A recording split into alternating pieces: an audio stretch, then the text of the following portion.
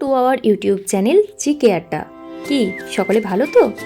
স্ক্রিনে দেখা এই কিউট এবং গোলগাল প্রাণীটিকে দেখে আপনার কি মনে হচ্ছে? খুব নিরীহ, তাই না? কিন্তু আসলে আপনি কি জানেন, বিজ্ঞানীদের মতে এই পান্ডার কামড়ানোর শক্তি হিংস্র বাঘের বা সিংহের সমান। আজ আমরা জানবো জয়েন্ট পান্ডা সম্পর্কে এমন কিছু অবিশ্বাস্য রহস্য। পান্ডাদের খাদ্যাভ্যাস।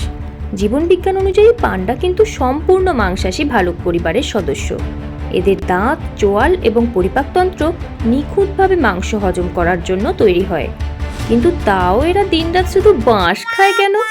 বিজ্ঞানীরা গবেষণায় দেখেছেন, আজ থেকে প্রায় 42 লক্ষ বছর আগে পান্ডাদের শরীর থেকে TAS1R1 নামের একটি বিশেষ জিন গায়েব হয়ে যায়।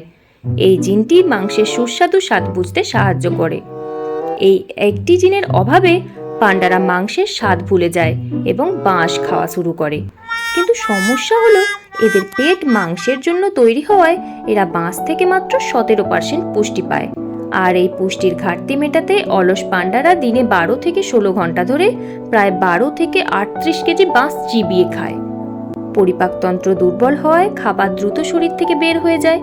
ফলস্বরূপ একটি পান্ডা দিনে 40 থেকে 100 বার পর্যন্ত মলত্যাগ করতে পারে। আচ্ছা, বাঁশের কাণ্ড তো অত্যন্ত ধারালো এবং শক্ত।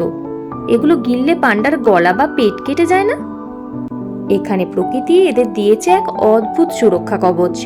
পান্ডার খাদ্যনালী এবং পাকস্থলীতে একটি অত্যন্ত পুরু এবং পিচ্ছিল শ্লেষ্মা বা মিউকাসের আস্তরণ থাকে, যা ধারালো বাঁশ থেকে তাদের বাঁচায়। শুধু তাই নয়, বাঁশ শক্ত করে ধরার জন্য এদের হাতে সাধারণত 5টি আঙুল ছাড়াও একটি নকল বুড়ো আঙুল বা সিউডোথাম্ব থাকে।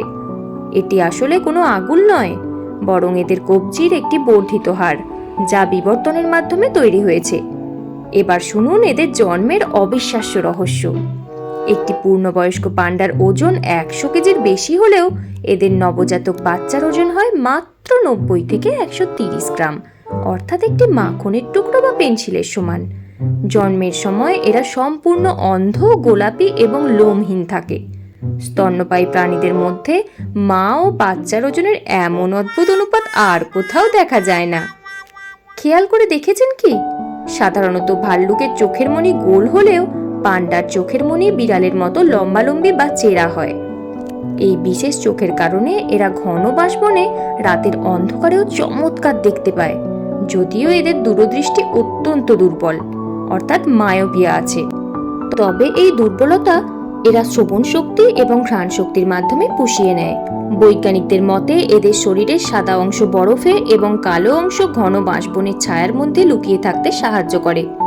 পান্ডাদের অলসতার গল্প তো সবাই জানেন, কিন্তু এরা পাহাড়ের ঢাল বেয়ে কেন গড়াগড়ি খায় জানেন? দীর্ঘক্ষণ একই জায়গায় বসে বাঁশ খাওয়ার কারণে এদের পেশিগুলি অবশ হয়ে যায়।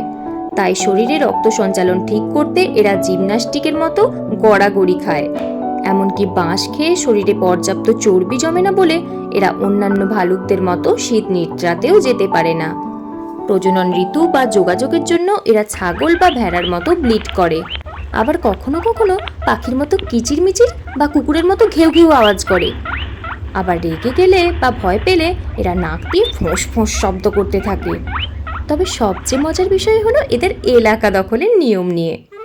পুরুষ পান্ডারা গাছের যতটা সম্ভব উঁচুতে উঠে প্রস্রাব করে এবং এর জন্য এরা 2 পা উপরে তুলে হ্যান্ডস্ট্যান্ড বা উল্টো করে দাঁড়ায়।